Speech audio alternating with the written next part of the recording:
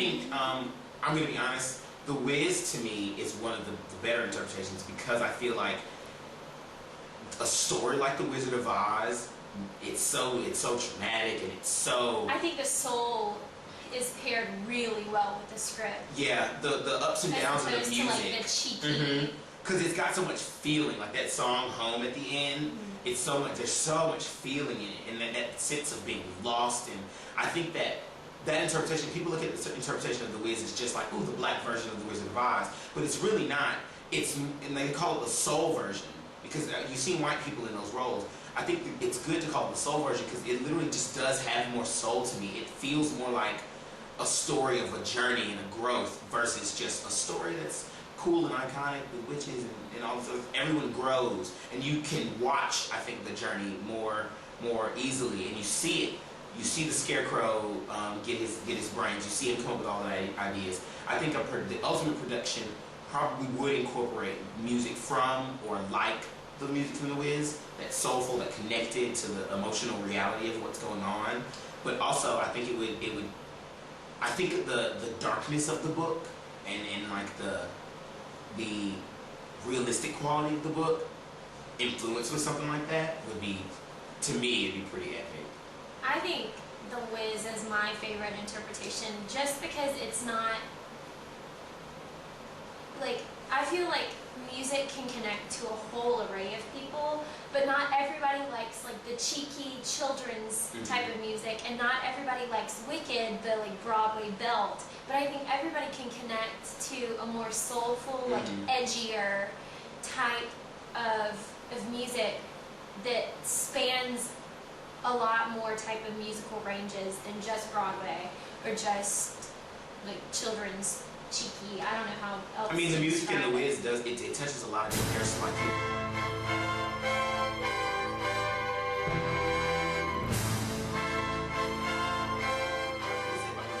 I feel like it's one of the closest interpretations to the original intent because it talks so much about political, like, espionage and corruption and political parties. I think that it was closer to what the original author, was it Frank Baum? Yeah, what he really wanted. And so the thing I like about Wicked is also very emotionally driven. You get to see this journey of this woman and her going through all those things, but at the same time, you have this whole political story going on with all this corruption that you find out about. This whole society is being ran to think this one way about everything. And this is what's true, and this is who we should worship, and this is who we should spend our money on and give our devotion to. Come to find out, he's manipulative. He's really not a good guy at all, not the way, you know, he's been painted. I think it was clever of the guy, I don't know the author of Wicked, but it was clever for him to write it that way because of the icon of the show. We have opinions on who these characters are already. We know them as the Wicked Witch and the Wizard of Oz. We know that the Wiz was being a fraud, but he was generally a good guy in our eyes. And then to have this spin where he was actually not. He was just playing at that, and he was really manipulative. He just wanted what he wanted, and he wanted power and control. That took this whole different spin on it, to think that the conflict between the two of them wasn't at all what we had been told it was. It wasn't that she was evil, it was that we were being made to believe it. And I think what's cool about that is it kind of makes you question yourself in what you will believe from what you're told by the people in power. We don't really know what's going on behind the closed doors. All we know is what we're given, what information we're given, and they control that. It's the same kind of thing, and I think that was really cool about Wicked. It took something in this world where everyone thought something, and because of the icon of the show, we already thought it too. So we got to be right there with them, and then to have all this stuff revealed to us, it was kind of like, oh, even if that wasn't the author's actual backstory, just the thought that it could be was kind of scary to me. It's kind of like just realizing that you could easily be lied to about everything you know in the world, and there's not anything you can do about it. People cover up things all the time. I mean, if they can't find the Zodiac killer, think of what the government can cover up. So it's kind of interesting to see, and that's what I really like about Wicked. I think it can be a little campy, and it can be a little entertainment-based, but I think, at least from the book standpoint, and from the play, I think the play lost a lot of what the grittiness and the realness of the book, but I think that they both captured the political truth that Frank L. Baum was trying to capture in his play. I think that was in his book, sorry, and I think that was something that was really very well done in that production. Elfie. Now that we're friends, I've decided to make you my new project. And so I just try to be as real as I can with what I'm given with the script, and just try to, not necessarily mimic, not necessarily copy things that I've seen done before in other productions or directly from the movie. Even though this production is probably going to be pretty traditional, I mean, because that's what people like to see. You always try to bring a sense of yourself and always make it fresh for somebody, because there may be kids, there may even be adults that have never seen it. People still watch and go, that's an effing fantastic movie, and it's because the story is so well told and the story is so universal that everyone can relate to at least one thing in Wizard of Oz. Whether it's you're having trouble finding friendship, whether your parents don't understand you, whether you want to run away, whether you don't want to face something that you're really scared of,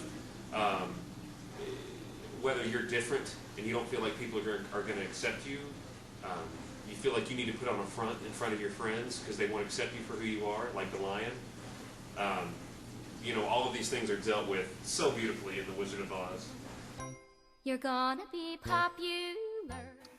My favorite character in The Wizard of Oz is the Cowardly Lion, because in the beginning he's a big scaredy cat, literally, but he ends up facing his fears in the end and stands up to the Wizard of Oz and gets courage. And when I was a kid, he taught me to stand up to bullies. My favorite character is Auntie Em, and I know she's kind of obscure, but I mean, all she wants to do is just look out for Dorothy and take care of Dorothy, and even when the tornadoes come in, she's yelling for Dorothy, and she's just very sweet and loving.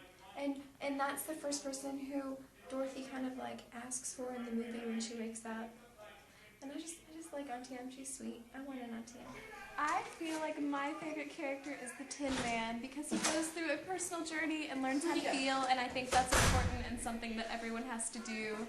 And I couldn't decide between the Tin Man and the Munchkins, just because the Munchkins are really happy and a natural part of their world, and I like it. The end. Okay, well, even though my favorite character is Auntie Em, I relate to Dorothy the most, because sometimes I feel like I just don't want to be here. I want to be somewhere that's more interesting, and maybe where there's not like mean people, like the mean lady who tries to take Toto away. But I think that if I did go somewhere adventurous and crazy for a while, I would just want to get back home like Dorothy does. I think we all just want to be home. I feel like I most relate to Glinda because I always feel magical. All of the characters in Wizard of Oz really go through they go through a lot of obstacles to really get what they ultimately want. The Scarecrow wants a brain, Tin Man wants a heart, and Lion really wants courage. And they go through a lot of obstacles in trying to achieve that. And throughout the show, the audience gets to see that they've already had these things all along. And so I guess one of the overall meanings that I get out of this play is that you need to look no further than yourself or the people around you to help you along the way. In the end, everybody's longing for something. Everybody has dreams and everybody has goals. And I think this show really teaches us to really go after what we want, go hard after the things that we're trying to achieve and be successful at. And you have the tools within you, with confidence and with others helping you along. You have those tools to achieve anything you want, anything you've been longing to do.